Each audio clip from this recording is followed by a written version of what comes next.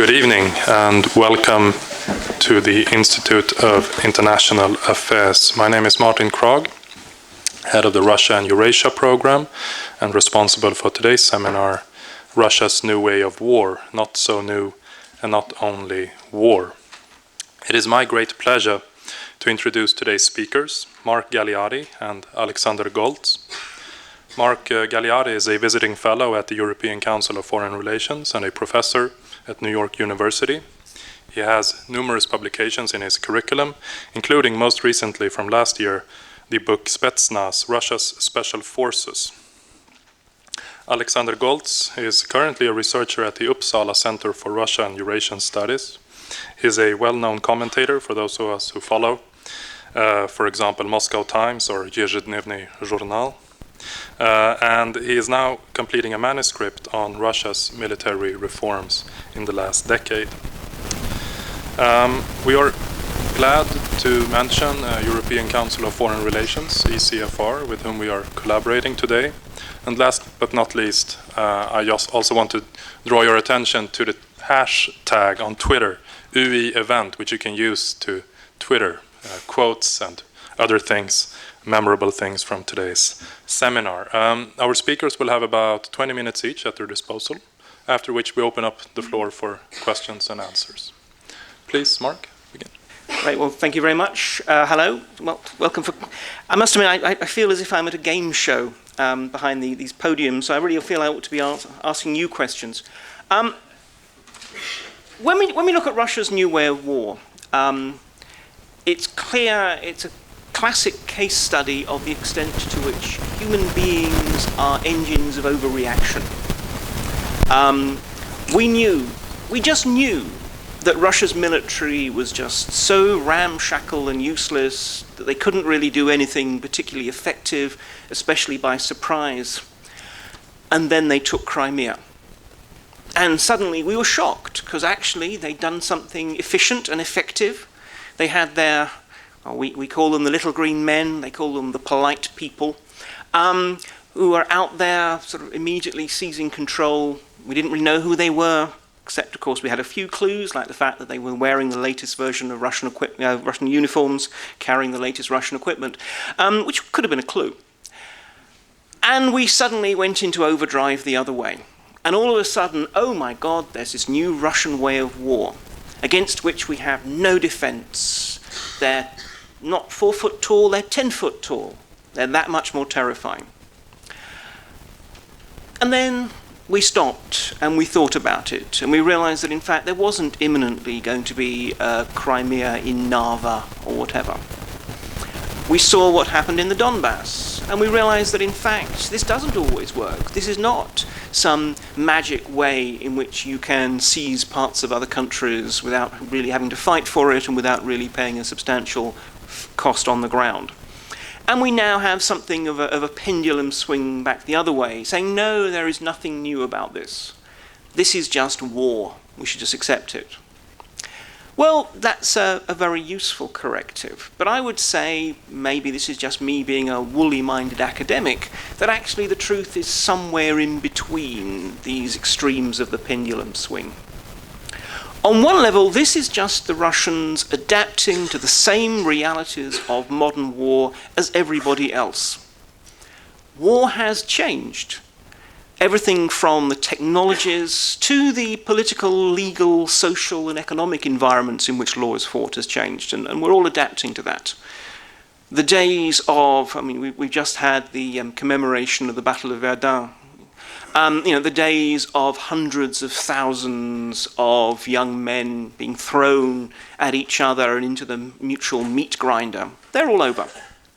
So this is a common struggle that all countries which seek to use military force, especially which may well be thinking of how they use a military force aggressively and in an intervention way, have to cope with.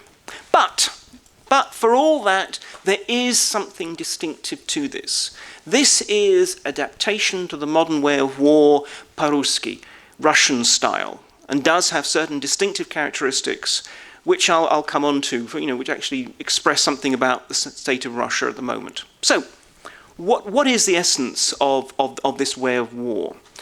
Well, first of all, let's get rid of that awful expression, hybrid war. It was a concept created for different kinds of wars in different eras. It does not fit, except in the loosest and flabbiest ways. The only way it fits is if you redefine it, so we might as well just not use it.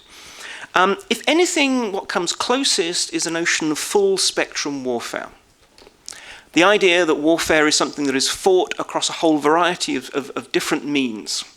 And what this really comes down to, and this is something I think the Russians actually are ahead of the game in understanding, is we have to think, well, what is war about? War is a way of making someone else do what they don't want to do. That's it. It might be that thing is letting them take part of your country, forcing them to pay tribute, or something more diffuse. But basically it is about forcing some political change against their will. Now, we have a tendency to think of this in compartmentalized forms. In part because we are institutionalized and so forth. So there are soldiers who do soldiering. There are diplomats who do diplomating. There's all kinds of other structures. What the Russians have truly understood is, look, these are just simply alternative ways of achieving the same ends. A soldier is a diplomat with a perhaps rather less polite vernacular in that respect. A spy is a soldier whom you don't acknowledge. So actually what they're saying is, let's consider these all as instruments of asserting our will on other countries. And therefore think, well, what is the most useful element? It's all about tools in the toolbox.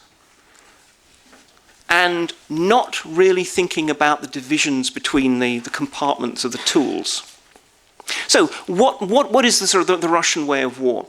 Well, it does cover this full spectrum. Theoretically speaking, it includes nuclear warfare. In this respect, I'm actually going to be a little ray of optimism. We talked these same issues before, and Sasha Goltz is more downbeat on the risks of Russia contemplating nuclear warfare. So I'll let him talk about that. But then, if we actually come to conventional warfare, the Russians are planning for a kind of war in which actually, ideally, they don't engage with the enemy. They're thinking of a war in the future in which actually they will instead deliver devastating long-range firepower by rocket, by artillery, by air or whatever, shatter the enemy, and then send their troops in to basically mop up and establish that they've won. And actually, if we look at Ukraine, if we look at Donbass, that is how the Russians have fought. Those times when they've surged forces in to deal with Ukrainian government thrusts, when it looked as if actually the Ukrainian military was going to achieve some victory. They've surged in forces, and that's precisely how they've won. They've delivered a huge amount of firepower at range, shattered the Ukrainian forces. End of story. So the Russians are thinking of a future of warfare which actually minimizes direct contact between units. They will still have forces, but they are in effect there to establish the politics on the ground. There, once you've shattered the enemy, it's to occupy the city or do whatever else you want to do. But as I said, the interesting thing is not that they consider this, because obviously that's what armies do. Armies fight wars. But we need to be aware of the spectrum that continues. Special forces, they're increasingly aware of the importance of special forces and turning their forces into ones who can actually operate in kind of real sneaky operations. They're Spetsnaz special forces, which we all sort of heard about in the Cold War, and we realized were all these sort of 10-foot tall Soviet ninjas. They clearly weren't. But now they're actually trying to build their, if not 10-foot tall, but at least their small ninja forces, so that they have people who can do deniable political operations, assassinations, and so forth. Intelligence agencies, Russian intelligence agencies, and I've just written a paper for the ECFR about this, which you can download off their website, I'd mention, are not just about gathering information, which is the classic role of intelligence agencies, but also very much explicitly seen as instruments for active measures. Blackmailing politicians, undermining political movements, creating divisions within countries, blowing things up or killing people if need be. In the West, we regard that as it were, the option of last resort. To the Russians, that is part and parcel of the daily job of intelligence agencies. And then beyond that, we have even more sort of non-contact ways of fighting war. Cyber war, they've got interested in the notion of cyber war in a very big way. Information warfare, propaganda intended to basically remove the enemy or the potential enemy's will to fight. Use of economic instruments, all of these are not separate. To the Russians, these are all part of just simply how you get the other side to do what's what. And the interesting thing, none of this is new. All of these instruments have been used before, have been used by the West, have been used by everybody, have been used by the Roman Empire probably, except maybe the long-range firepower. So what is different about this? Well, I would say that what gives it the particular sort of Russian twist is, first of all, that it comes from a perception and a position of weakness. Now, particularly for, say, Ukrainians or Georgians, to think of the Russians as being weak might sound perverse. But the Russians see themselves as, if not a superpower, but certainly a great power. And in that league, they are extraordinarily weak. Their military is not at all effective, and Sasha will tell you much more of the detail about the limitations there. Their soft power is essentially non-existent. No one wants to be Russia when they grow up. Their capacity to assert economic influence is diminishing dramatically. And even when they use the classic one we think about, the energy weapon, it costs them. It costs them money that they cannot nowadays afford to use. So actually, in all these levels, they regard themselves as weak, but they also regard themselves as beleaguered. And this is a really important point. I mean, I think that time and time again, when I'm talking to people in Moscow, as far as they're concerned, they are at war with the West, and we started it. We are the ones who are trying to constrain Russia, stop it from being the kind of country it deserves to be. We are the ones who are trying to change its political system or whatever. Now, not for a minute am I subscribing to that view, except insofar as every time we support anti-corruption and transparency within Russia, we are actually conniving at regime change. But I don't have a problem with that. But the point is, that is the genuine perception. So from Russia's point of view, it is weak, but it cannot afford not to fight because it is at war. So, of course, under those circumstances, it has to consider essentially guerrilla geopolitics. It is involved in an asymmetric struggle against a West that is militarily stronger, economically stronger, and has more soft power at its disposal. So, it can't afford to fight on our battlefields. Instead, it has to shift the conflict to its own. And this is one reason why we are seeing this increasing push towards, for example, political methods to try and divide the West, economic instruments being used essentially to corrupt and corrode institutions within the West, because they know that that's the only way they can work, is by playing to our strengths. No, it's not by playing to our strengths, but by playing to our weaknesses. I mean, the Russians talk about gibridnaya vojna when they talk about hybrid war. They haven't got their own word. As far as they're concerned, gibridnaya vojna is a Western invention. And, Maidan, etc., they were all Western inventions. So let's, in a way, try and turn this Western tool against those who created it. Okay, so what we really see is that essentially the Russians are looking to how they can play to their assets, and their assets are pretty limited, so instead they look to how they can play to our weaknesses. Now they know that the world has become a very complex place. I think we all know that. They have a much sharper sense of the political dimension in which warfare operates. They don't have to worry about the electoral cycle and accountability to Parliament and all these other things. They actually can have a virtue of speed of decision making and a lack of any meaningful constraints on the executive. They can move fast, they can move unexpectedly. And we've seen that time and time again, Crimea, Syria, and so forth. And they also have greater control over their toolbox, shall we say.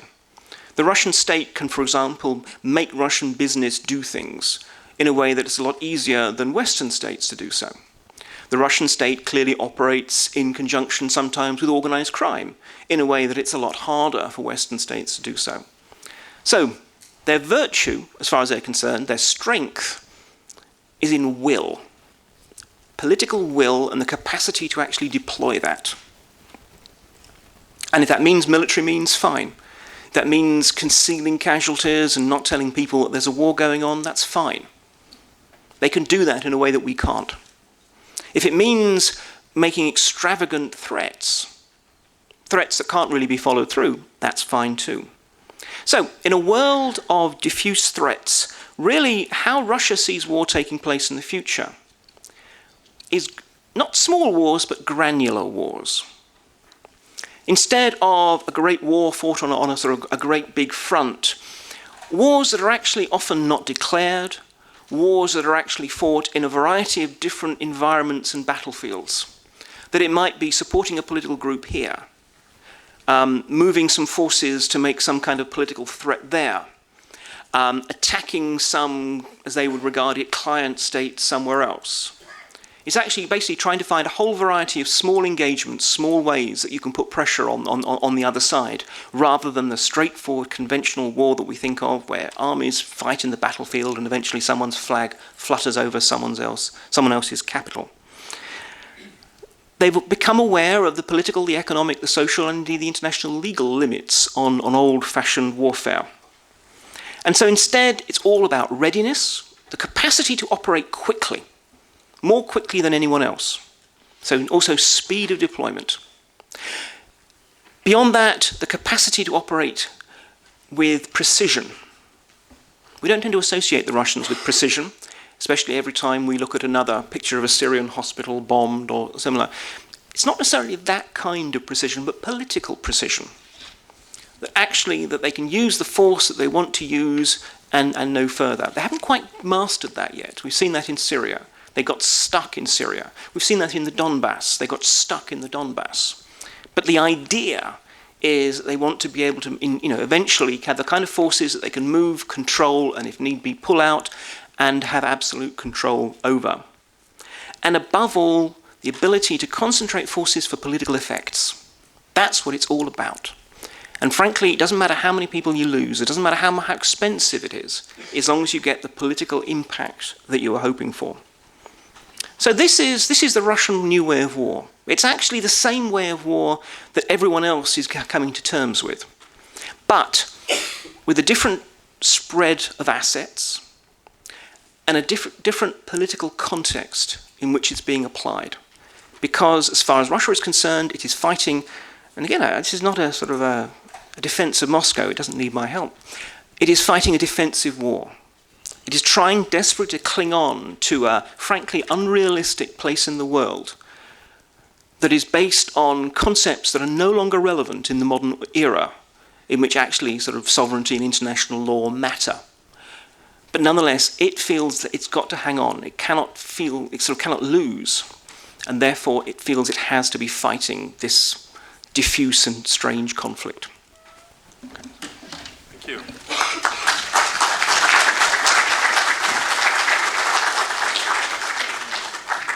Okay.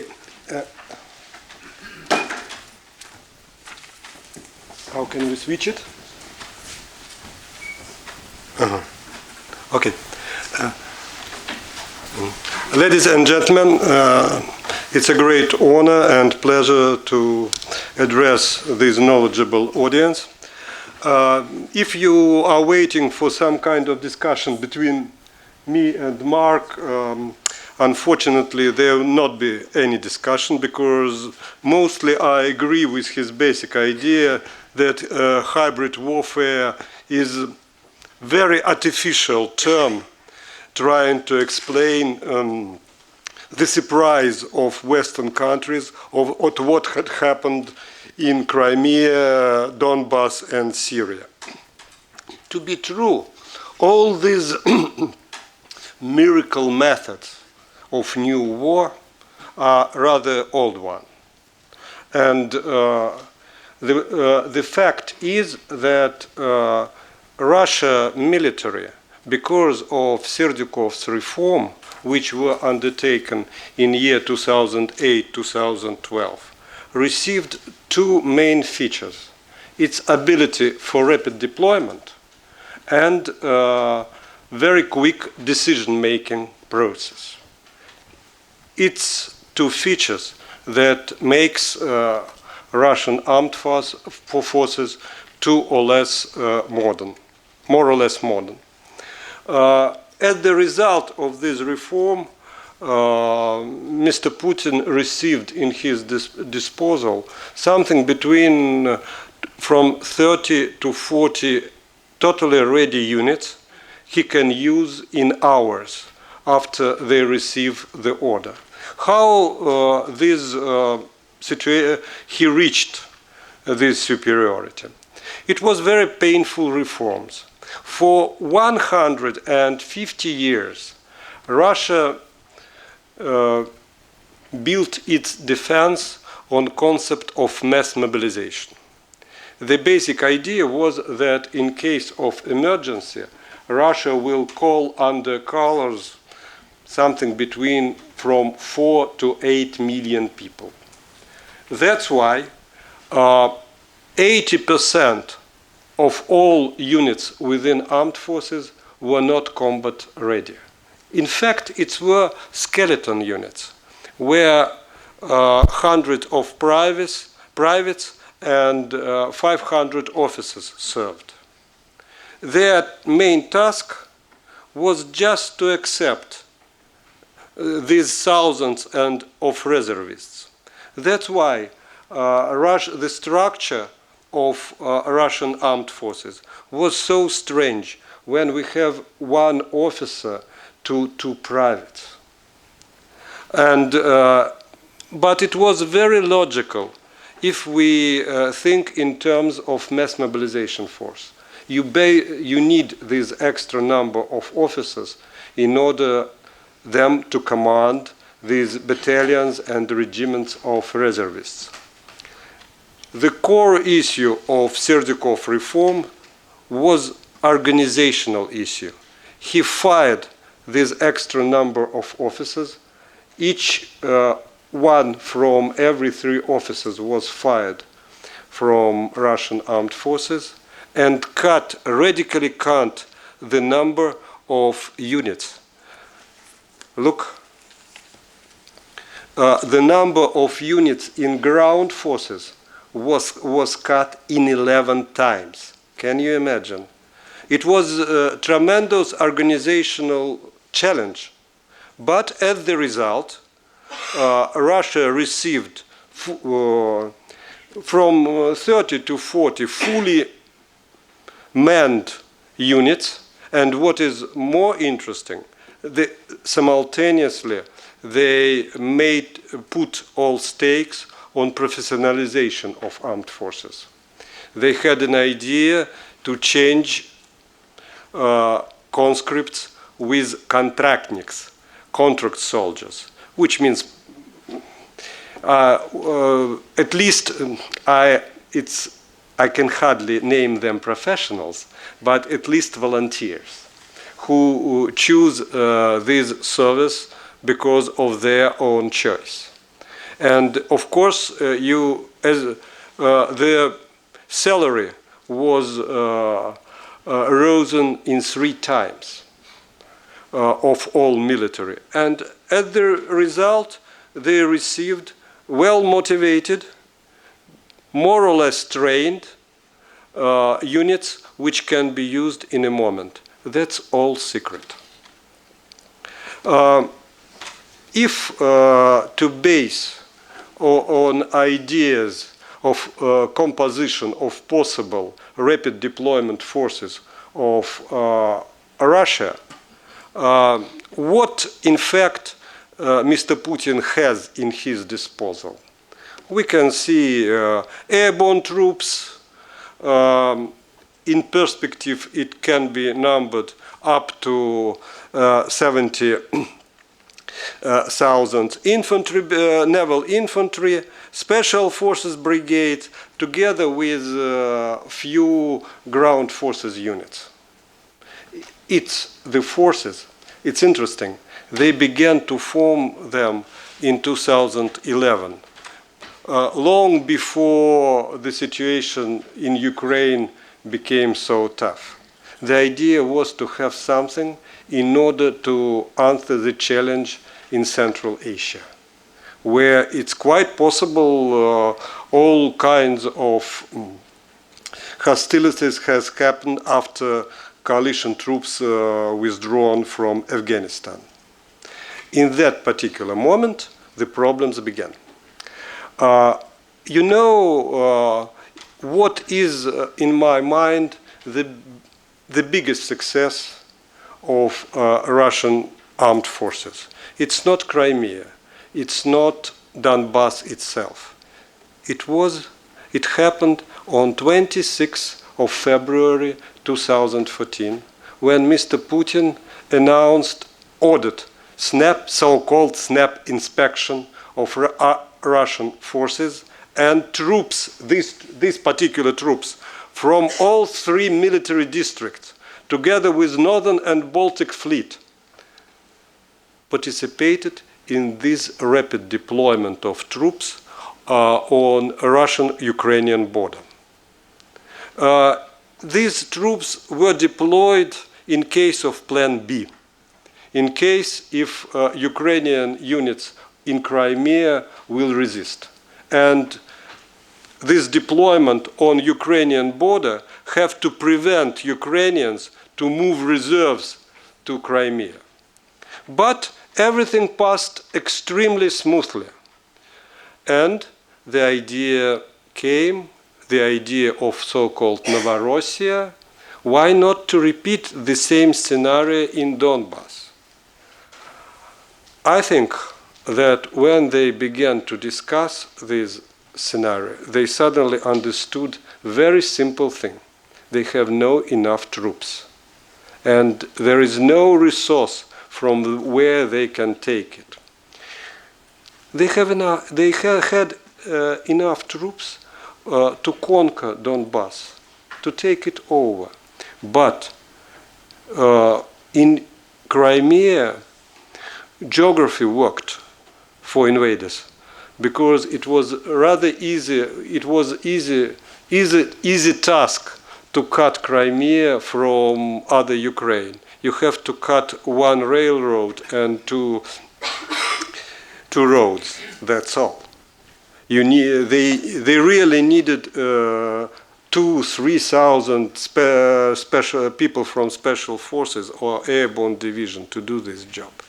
But the task to establish new border in place it's never existed. It's absolutely, you need much more troops than these 40 to 50,000.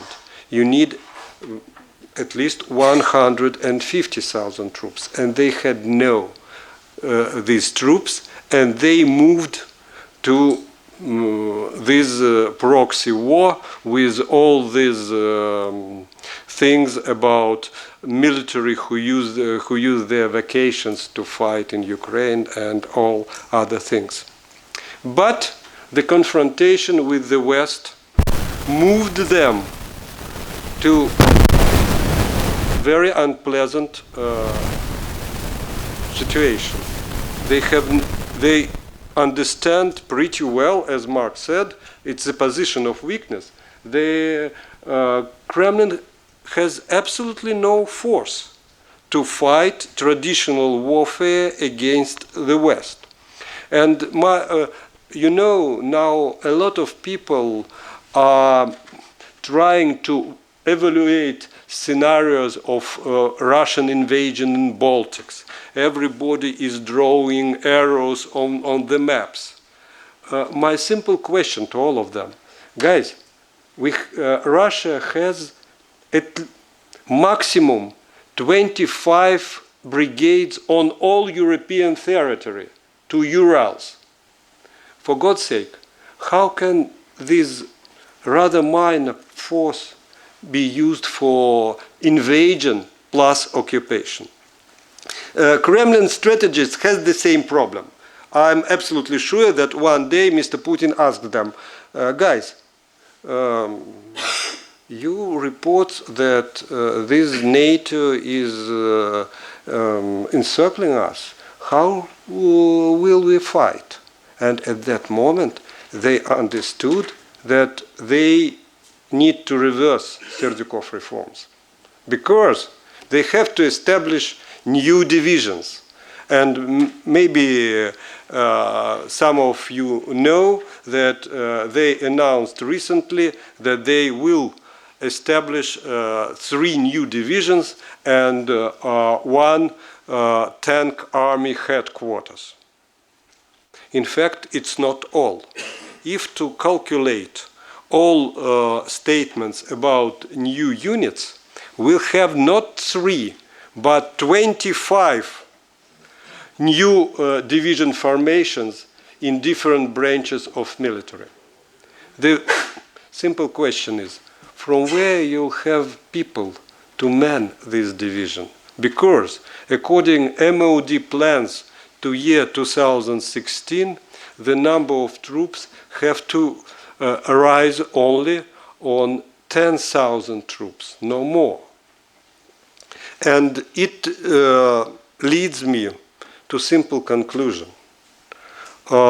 This strategic confrontation to the West has no other way out but to establishing these new skeleton units, which will not rise, but lessen battle capability of Russian armed forces. So we are returning, we have the only chance to do something is a return to this status of from small green men to dirty guys who try to work in stockpiles in order to waiting for reservists, and that's all.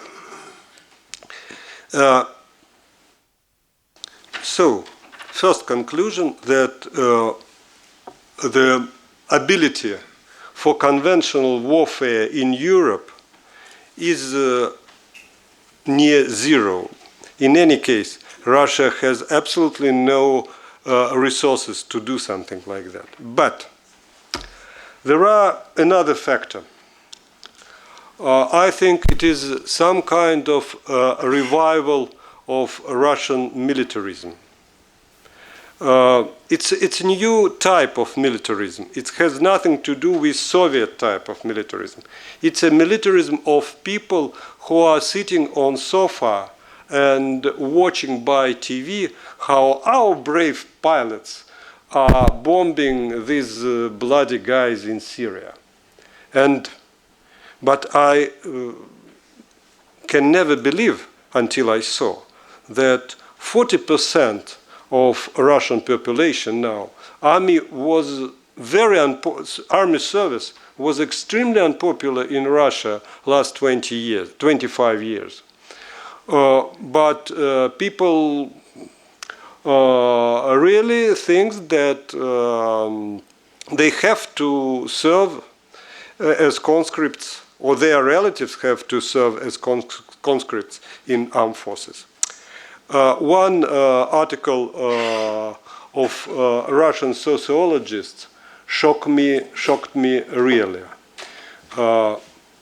They, because of their job, they came to the conclusion that mass consciousness of Russian people changed, and people are dreaming about war, because in the existing world looks very complicated for them, and in their minds war will clear all these complications of modern world. It's really dangerous. At the same time, they have one of the results of adventure in Donbass is that they are very limited in their opportunity to have new contractniks, new professional soldiers, because all this Donbass adventure with absolutely shameful things such as secret funerals, explanations that our military went there to spend vacations. In reality, it's destroyed military morale. It's destroyed normal chain of relationship between commander and his subordinates. Because basically in all armed forces in the world, it's very basic that commander is responsible for his people, and his people have to be truthful to him. They cannot lie, the commander. All these explanations, and what is the result? They have a plan to have 50,000 new contractniks a year. Now they reduced their plan to 38,000. It means that they simply have no people who want to enter armed forces. Another important factor, it's clear inability to arm these new mobilized armed forces. If you return to mobilization concept, you need a lot of primitive armament to arm these people. It looks that Russian military industry, in spite all these fanfarous reports, Russian military industry failed to begin mass production of any weapon. I was shocked a few days ago when I managed to read in one of military newspapers that the most successful company within military industrial complex, United Aircraft Corporation, it was said a dozen times that they successfully fulfill state defense order. Everything is okay, but in the most successful years, they have losses, something like 9.4 billion rubles. For God's sake, what can it mean? Because it's absolutely clear that if corporation fulfill state order, it have to have profits, not losses. And the last factor, demography. I like this graphic most of all. The green hill, it is potential soldiers, those who can be drafted. And it's absolutely clear that now it came to the number of young boys who can be drafted came to the same number who are drafted. So you have no mobilization resource anymore. So when you speak about new divisions, for God's sake, from where you will take it? In this part, I will stop here because it was part that have to calm all you. Now I will speak about something not so, which is not so positive. At the same time, it's absolutely clear that Russia, together with the West, is rapidly moving to new Cold War. It's no doubt politicians in the West are speaking about military deterrence, and it's absolutely clear that coming NATO summit in Warsaw will bring new steps in this military deterrence. Russia has no resources Soviet Union had in previous Cold War.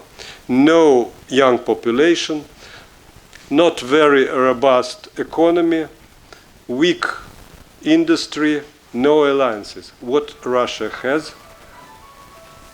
Russia has nuclear weapons. And in order to reach its goals, we can discuss what these goals are. Unfortunately, they cannot be reached.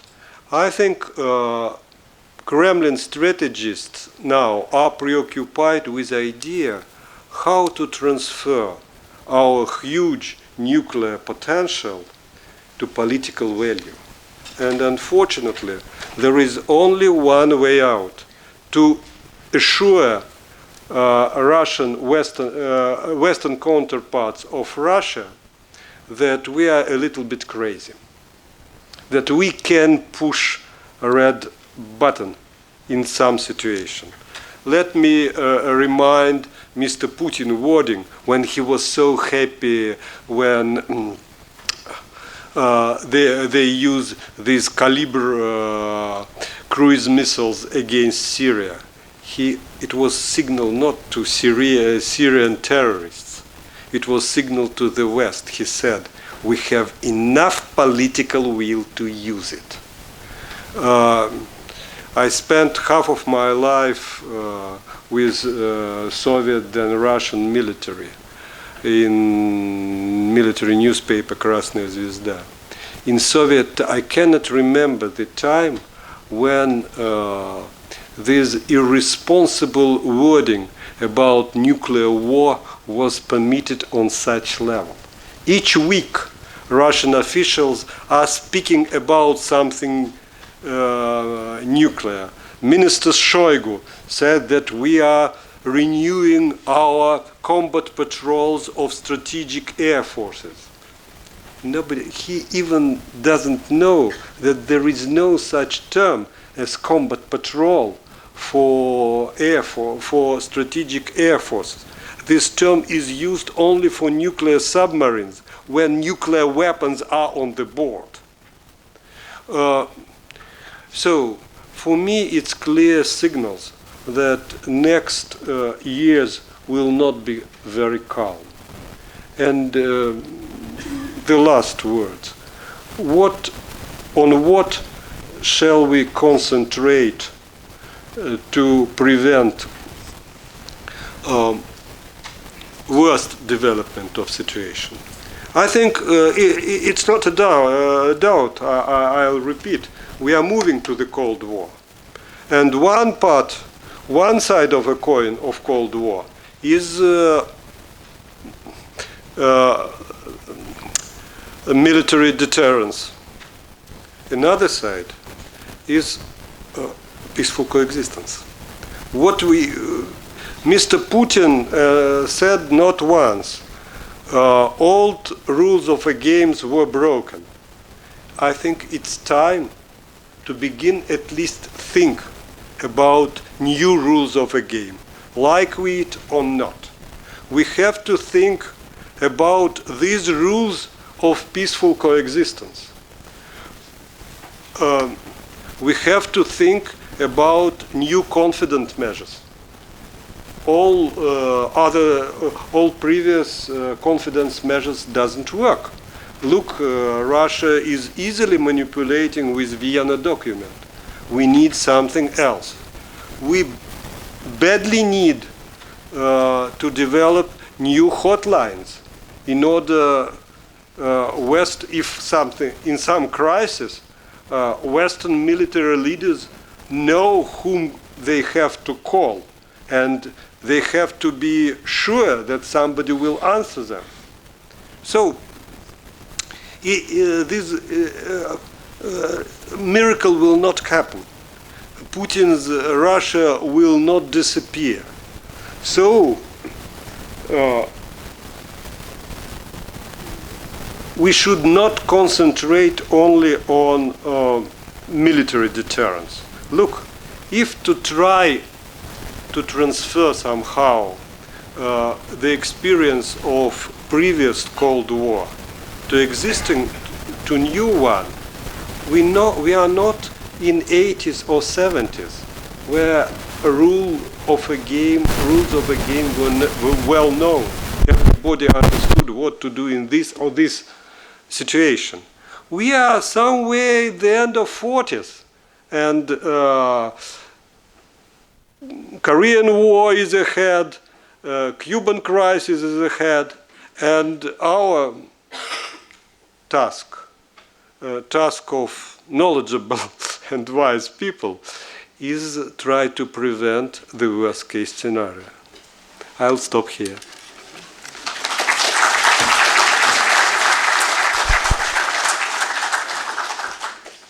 Thank you both to Mark and Sasha. I'm sure there are a number of questions in the auditorium. Please raise your hand and state your name and try to be brief. Yes, sir? My name is Roman. I have actually... Oh, wait, also for the microphone. My apologies.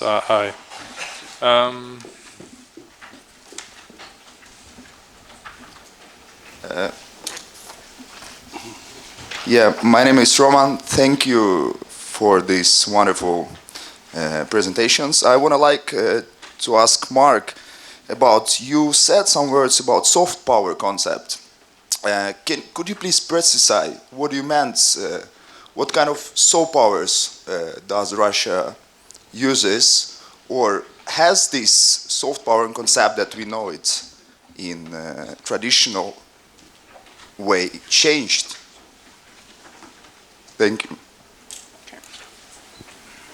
Do you want me to respond, or do you want to take several questions? No, go ahead and respond, please. Thank you. Okay, thanks. I mean, obviously, classic soft power is the capacity to be able to assert positive influence. So basically, people want to work with you and do what you want because they admire you, they esteem you, they want your friendship, or just they think you're going to be useful to them. Which Russia doesn't really have, except in very, very limited and specific. I mean, there are some. One could say that Russia is, after all, the authoritarian kleptocrat's best friend in Central Asia and so forth. But generally speaking, even then, if they have a choice, they're probably more likely to look to Beijing than Moscow in the grand scheme of things. What Russia is kind of pioneering in some ways is as it were. I'm trying to think of a suitable kind of snappy term, and failing completely at the moment, but in some ways almost kind of corrosive power. If they can't actually win by example, at least what they want to do is actually break down existing bonds and other forms of soft power. And we see that with the information warfare campaign that is very diffuse. And also, it ought to be clear, far less effective than a lot of people want to make out. We have a tendency to use the Russians as alibis for everything that goes wrong. But nonetheless, it is clear that in the West, what they're trying to do is break down the bonds that hold NATO and the European Union together, break down bonds within countries, and basically by expanding sort of existing fracture lines, so that these countries, it's not that they necessarily then think, wow, Russia's a lovely country and we should do more for that nice Mr. Putin, but just simply they're so divided and distracted that they are unable to create some kind of coherent, unified response when Russia goes and does the things it wants. Because when it comes down to it, what is the strategic objective? It's not that Putin wants to conquer the West or anything like that. He's, take back the Baltic states and bring back Soviet Union 2.0 or whatever. No, not at all. He basically wants to be able to enjoy his Russia in peace, without such pesky things as international law and so forth getting in the way. He wants to have his sphere of influence that he thinks Russia deserves, which is basically the rest of the post-Soviet Eurasia, bar the Baltics, without the West getting involved. So this is in fact a kind of a defensive move, so that just basically the West is not in a position to stop him asserting his power over countries that are, after all, weaker than Russia. So I think this is what Russia has got. It's or is trying to build the power of corrosion of bonds more than anything else. All right, so we have. Yeah, my name is Peter. There was news today in St. Petersburg. There was a street going to be named after Ahmad Kadyrov. I know this is a very difficult question, but what is your view about the relationship between Chechnya and Russia in a 10-year perspective and a 50-year perspective? Okay. Well, try to answer it to the extent it's possible. Perhaps both of you will want to give it a shot? Okay, it's absolutely clear that Mr. Putin chose very specific way to rule Northern Caucasus, to rule through his proxies, and the unwritten treaty is absolutely clear. Guy, you can do what you want in this Chechnya, but please prevent all terrorist attacks, possible terrorist attacks in central Russia. That and we will even pay money to you. it's absolutely clear that this concept doesn't work. For different reasons. First, the stream of money became more and more narrow, more and more small, because of economical crisis. The ambitions of Mr. Kadyrov became more and more high. And now in Moscow you can find Chechen bandits who are participating with their ideas as officers of Chechen interior troops, participating in some clashes between bands in Moscow. You know that Boris Nemtsov, who was my friend, was assassinated by Chechens who were on service to Kadyrov. So the problem is that Putin have no good ways to solve this. People insist that there are some attempts to deal with situation, and there is theory in Moscow that Zolotov, who became the commander-in-chief of National Guard, one of his main tasks was to solve Kadyrov problems because special types of relations. And according to this Putin's decree, all Kadyrov units now became the part of this National Guard. Just formally. They are not part of anything. They are part of Kadyrov's power. And they are responsible not to Zolotov but to Kadyrov.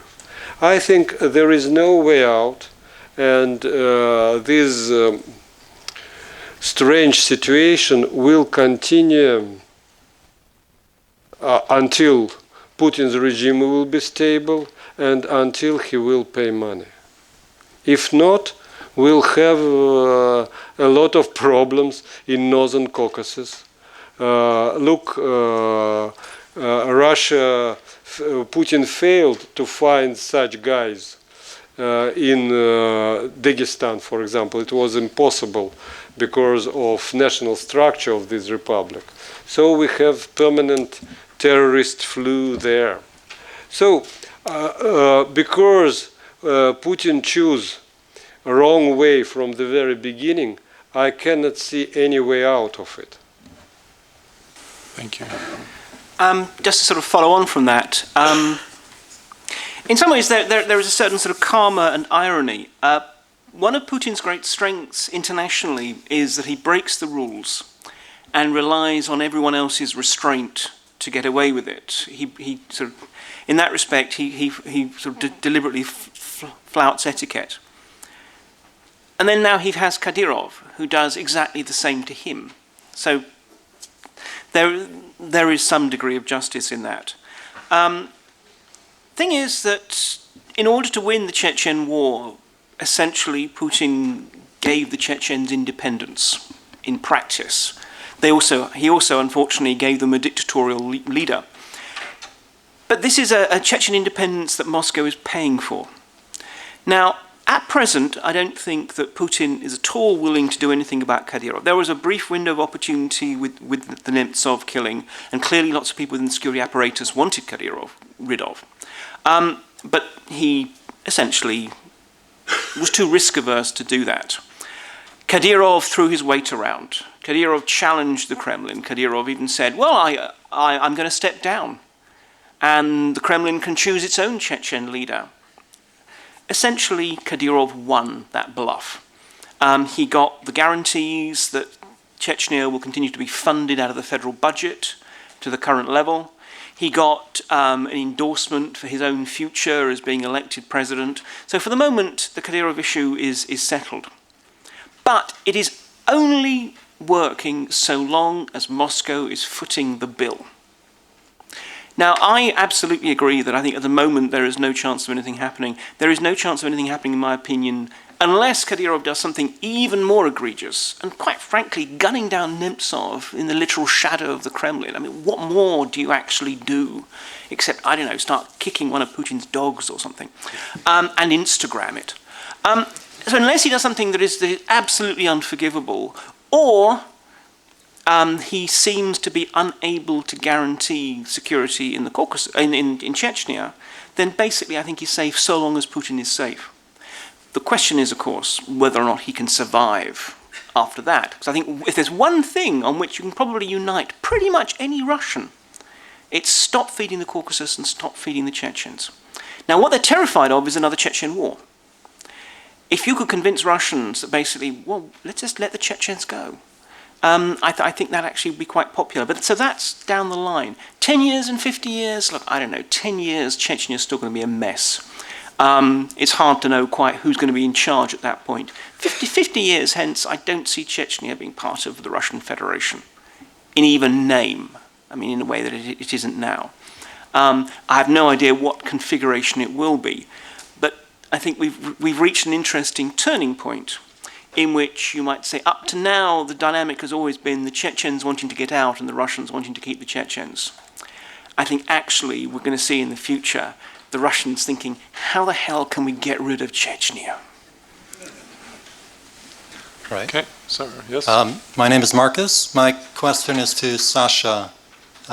You finished your very interesting presentation on a kind of encouraging note about the need for confidence building and to find more common ground between Russia and the West and establishing a new kind of workable relationship.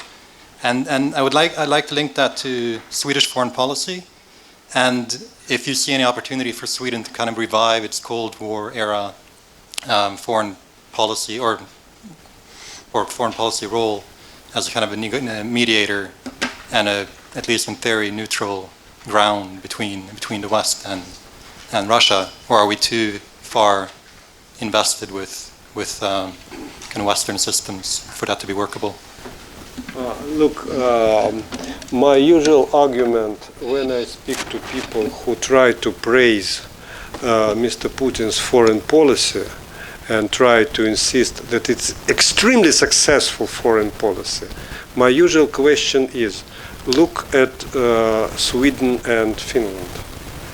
These two countries were absolutely neutral and got benefits from their neutrality during previous Cold War. Now they are really discussing the opportunity to join NATO. You know better than me the move of all this discussion within Sweden. And Russia answered. Russia responds its usual way, sending bombers to show that that Sweden is not very safe.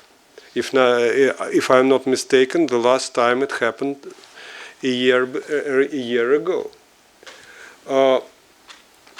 From this point of view, when domestic discourse within Sweden is to join or not join NATO, I can hardly imagine the situation when Kremlin will accept Sweden as a true mediator between West and itself. And again, look, the problem of Cold War is very specific. My own formula, Cold War begins when you have a problem that cannot be solved diplomatically and you cannot solve it by military way. What is the basic problem? In other words, what does Mr. Putin want? The problem is that he wants something that doesn't exist. He wants a place at Yalta table that doesn't exist anymore. In his mind, there is such a table where big guys are sitting and trying to solve the future of smaller ones. Of course, in Donbass, he is not fighting for this region. He is not fighting for Ukraine. He thought that Western countries kicked him from this table. So, if we accept this picture of Mr. Putin's mind as true, I can see very few space for such country as Sweden as mediator. He will agree with something that will be parody of this table, something as Normandy group. Look, in his understanding, three big countries, Germany, France, and Russia, are sitting and solving the future of Ukraine, drawing new maps, coming to new agreements. Why something like a parody to Churchill, Roosevelt, and Stalin in Yalta? Why not? I don't think we need mediators. We need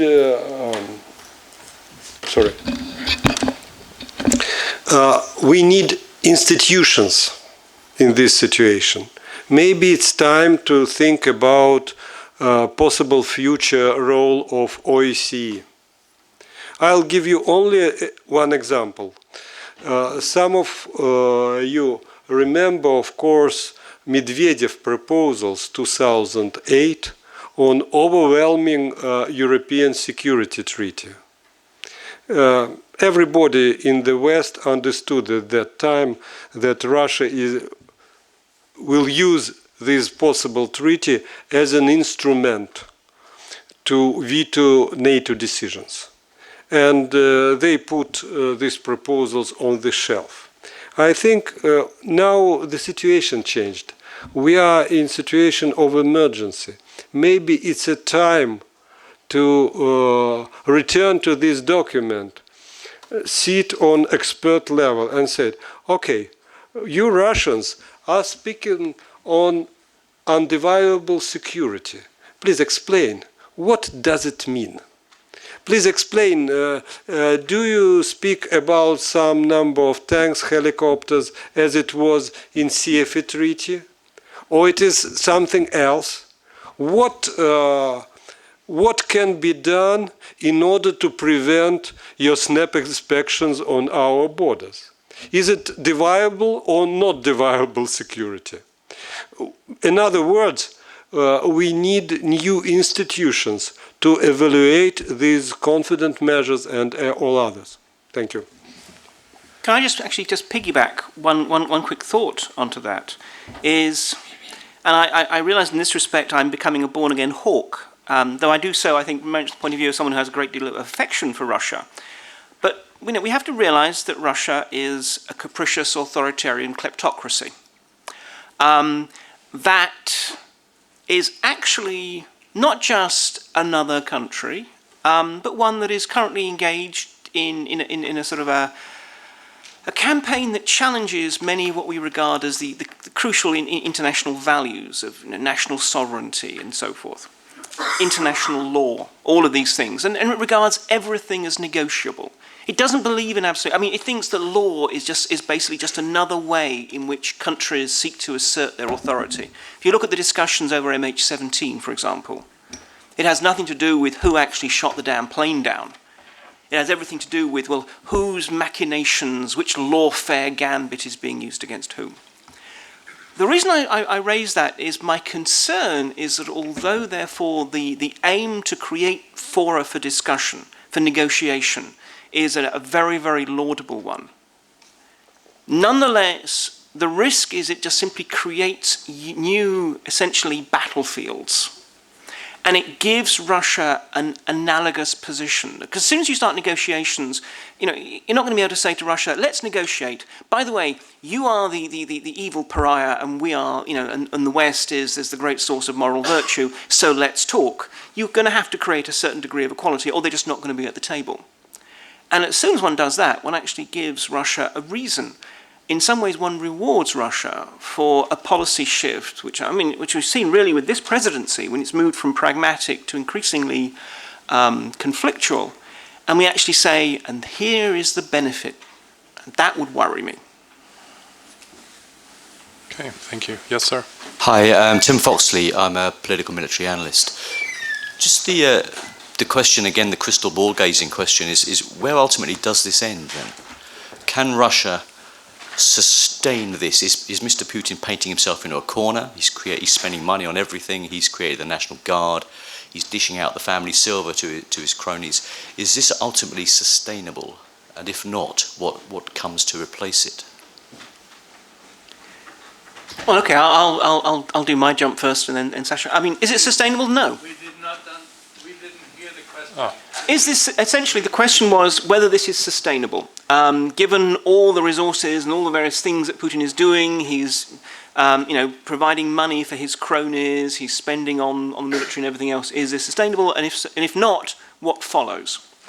Okay, well, I don't think it is sustainable, and I think that ultimately we are seeing an increasing gulf between a very small portion of the elite who are sort of around Putin and are seized with his notion of a sort of a grand, not imperial vision in the sense of expansionist, but a sort of a recreation of a Russia as it ought to be. And the overwhelming majority of the elite who are pragmatic kleptocrats who just want to enjoy stealing and basically just want to be left alone. Who would not? And I think actually we're already seeing the fault lines. And this is one reason for the National Guard, to be honest. It's not something that's going to lead to any elite coups next Wednesday or whatever. But I think ultimately, Putin falls, it's going to be an unexpected health issue, or it's going to be a political coup. And I think that's going to happen, and I think it's going to be after the presidential elections. But no, this is not sustainable on so many levels, not just the macroeconomic, but just simply the quality of life for many of the elite. And after all, that's what really matters. What follows? I'm actually I'm optimistic about Russia. I'm optimistic from a historian's perspective. So in other words, I don't think that next year we will see great things. But in the longer durée, I imagine that the next president will be another kleptocrat, consensus builder, who will want to carry on trying to steal as much as possible, but will want better relations with the West, will need better relations with the West. And we will delightedly accept that. We don't really care about where the Russians are being stolen from. We do care about when it impacts us. So if this person comes along and says, look, we're going to back away, we're going to start scaling down the military, we're certainly not going to be adventurous. Now, please, can we continue to send our kids to private school in Britain and our money through the Bank of England, the City of London and so forth? We will delightedly say yes. So I think we'll see a consensual kleptocrat. And I think maybe the president after that might be someone who's more like a liberal, because I don't think this kleptocratic regime can last for long. But this is, we are talking a couple of decades or whatever, rather than anything else. Okay, Mark, thank you for your optimism. You I am not so optimistic, of course. I think we know the name of next Russian president. It is Vladimir Vladimirovich Putin. And he will be the president until health. Unfortunately, he is a rather healthy guy. Permit him to occupy this room in Kremlin. Is this regime sustainable? Yes, it is. I'll give you my reasons which make absolutely angry my liberal friends. First, huge majority, we should accept that Mr. Putin is not only manipulator. It will be a very easy problem if he will be the manipulator with the Russian people. He represents the real views, prejudices of majority of Russian population. Unfortunately, it is true. Second, and this rise of new militarism is, in my feeling, is the result of unswollen collapse of Soviet Union. People still cares about this lost myth or lost empire. Second, very clear thing, Russian people never lived so good, so wealthy as during Mr. Putin rule. Try to explain people on the street that it's the result of high oil prices, blah, blah. Come on.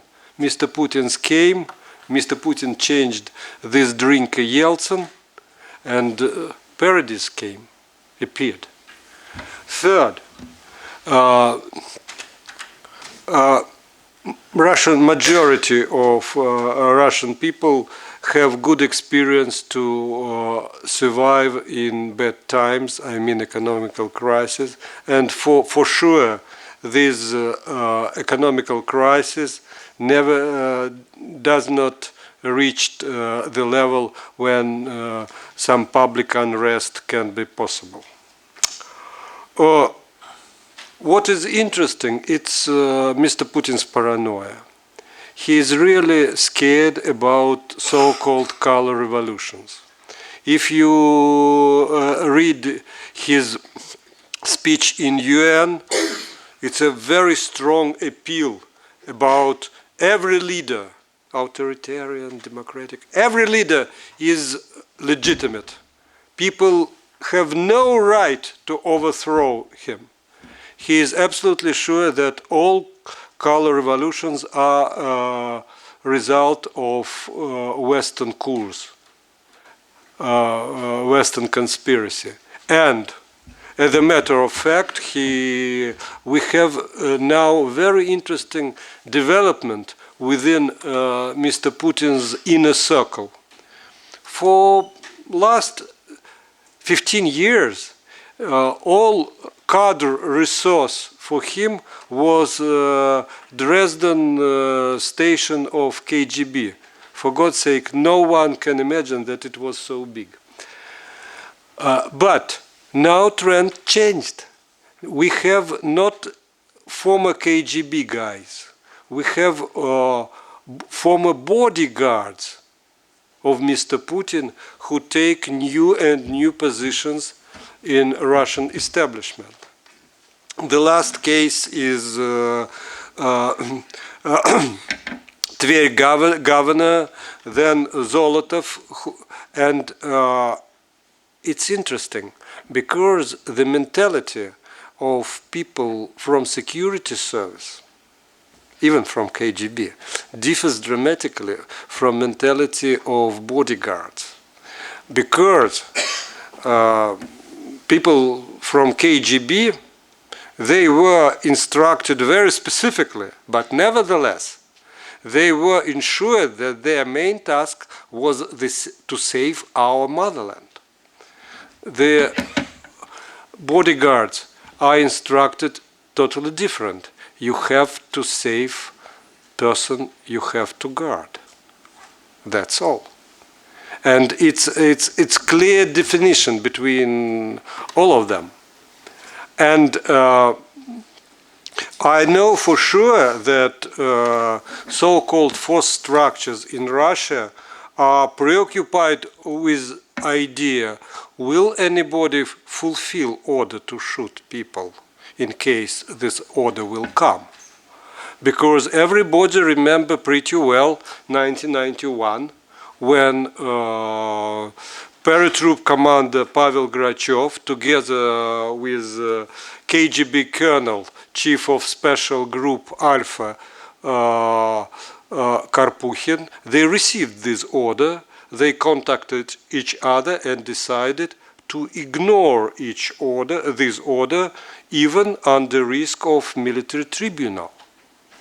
So Mr. Putin wants to be sure that he built the system in which he can suppress people. Interesting news came today. Okay, everything is calm. Everything. I cannot see even some sign of public unrest or something. But at the same time, they organize huge exercises of a new National Guard, training people to deal with unemployed, with workers who went on strike. It's extremely interesting. But again, on surface, everything is sustainable. God knows what can happen in depth. Yes. Okay. My name is Christina Tuvesson, and I would like to ask about cyber war, because that was mentioned. I would imagine that to launch a successful cyber attack, you do need certain resources, a high level of expertise, etc., etc. Is Russia capable of doing that? And what would a cyber attack look like if it were to be deemed successful by Moscow?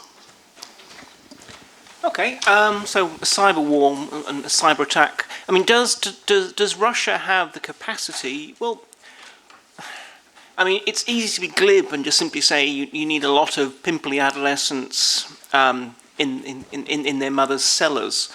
But it's certainly true. I mean, you need to have a lot of capacity that's actually quite hard to build within state structures. You know, the leading edge often is the pimply adolescents who are coming up with new ways of breaking things.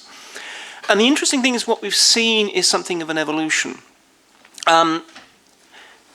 Russia has historically had a very, very good programmer, hacker world, and in part because precisely they didn't have the technology.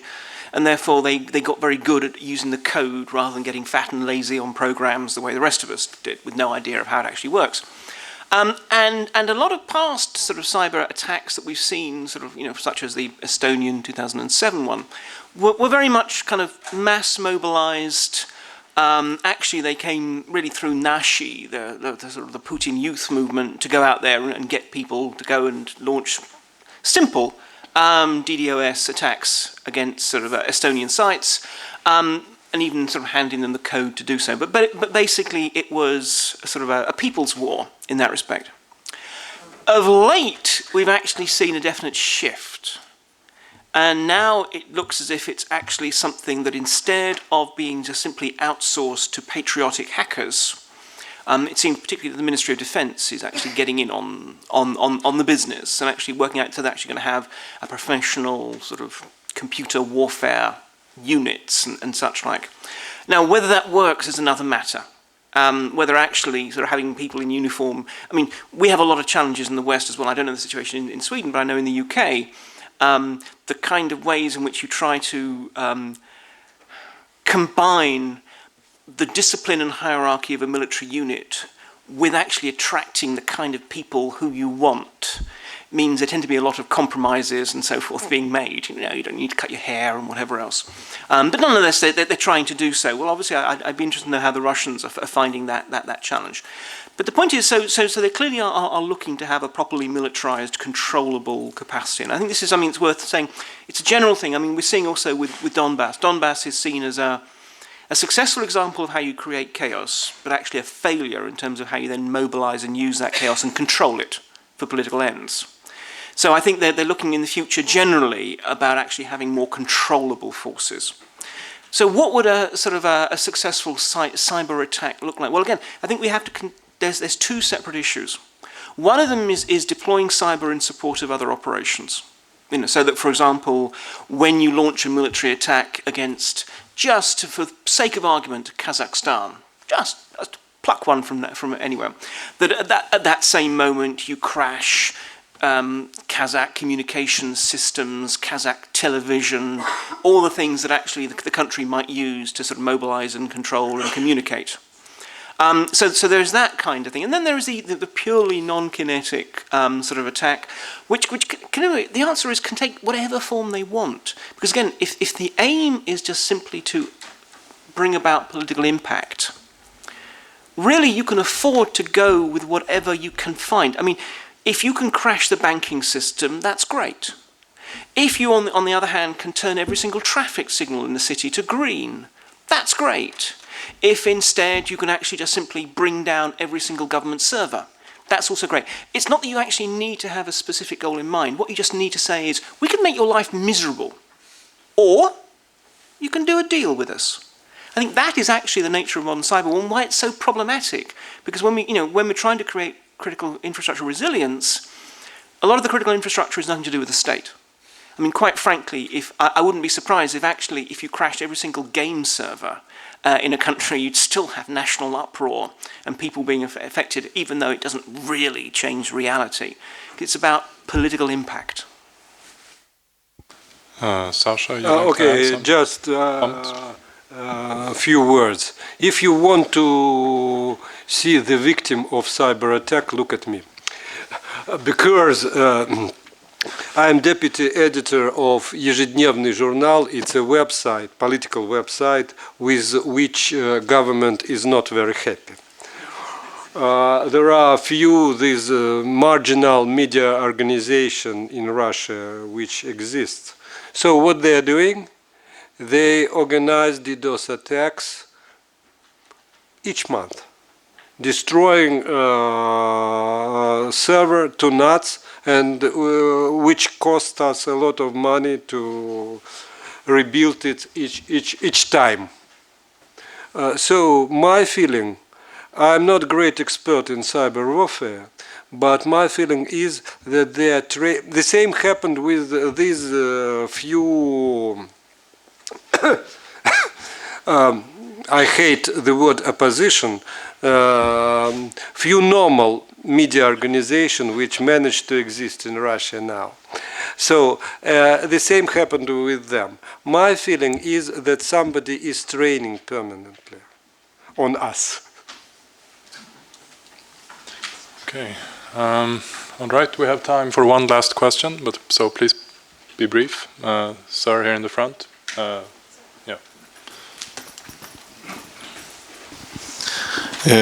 My name is Kjell Lundqvist. I want to put this in a little broader context. You have to ask yourself, I think, why Putin is acting like he does. And then I will start with a quotation. Our first objective is to prevent the re-emergence of a new rival, either on the territory of the former Soviet Union or elsewhere, that poses a threat to our order of that kind that was posed formerly by the Soviet Union. This is the Wolfowitz doctrine that you two probably know. And this is the reason why Putin is acting like he does. It's a lot of strange things happening in Russia, but you have to understand that Putin, when he does this acting, it's because the official United States policy, which is leading by a mass murder in the White House, you are talking about targeted killings. Sir, we will cut the mic unless you ask a question soon. Thank you. Okay. And you talked about target killings in your paper, but Obama, his policy is targeted killing, as you know, of the Tuesday meeting in the White House. You can summarize it, I think. Yes, and then I want to ask, why don't you understand why Putin is acting like he does when NATO and the US has tried to destroy him? All right. I think you can answer it in a few minutes. Okay, I will. Okay, I'm perfectly happy to do that. I flatly and fundamentally disagree with almost all of your premises, but fortunately, I'm not a representative of the US government. And fortunately, we don't actually have to turn this into a binary that, oh well, because America does things wrong, therefore Putin is okay. Actually, there are certain things that it is never okay to do. Now, the bottom line is this. There is not a concerted campaign against the Putin regime. In many ways, I mean, the very thought, I mean, yes, absolutely, as far as Moscow is concerned, there is. What there is actually the fact that a lot of Russians do not want to live in a society in which their media is controlled by the state. A lot of Russians want to live in a society in which rule of law predominates. A lot of Russians want to be able to build companies and then not have someone basically come along and say, because I have friends in the security apparatus, you actually don't own this company anymore. All these kind of things. They're a broad, I mean, frankly, I think this is a historical trend that Putin is trying to sort of back against. Of course, the United States doesn't particularly have any enthusiasm for the Putin regime. I hope no one in this room actually has a great enthusiasm for the Putin regime, but that's entirely up to them. But when it comes down to it, it is irrelevant whether or not the West does things wrong, because of course the West does all kinds of things wrong. It launches stupid wars. It claims that there are weapons of mass destruction when they don't appear. None of this, though, changes the basic dynamic that this is, as I said, a capricious authoritarian kleptocracy that is opposed to many of the fundamental values which the West seeks at least to aspire to, even if we often fail. Thank you.